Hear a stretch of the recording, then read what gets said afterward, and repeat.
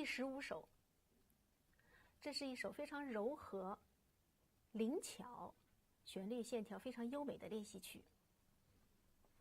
我们在弹奏这首练习曲，要注意有2种不同的触键。第一，贴键。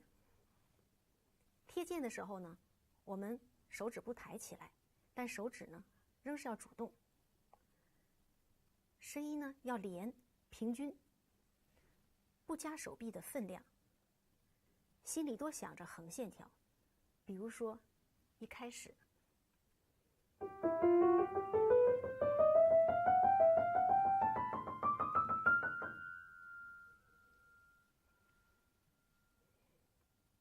第2种触键是半连奏，非常颗粒性的触键。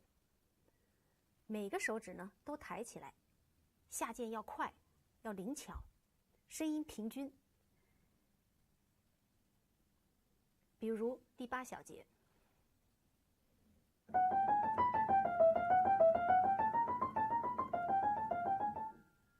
第3种触键是有力的快速的触键，手指要下键用力，借助掌力，手掌的力量。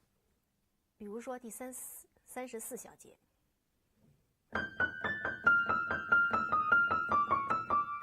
可以说手指不是孤立的在弹。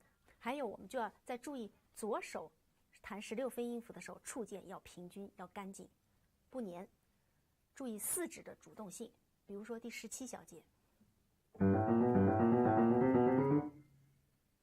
手指非常平均。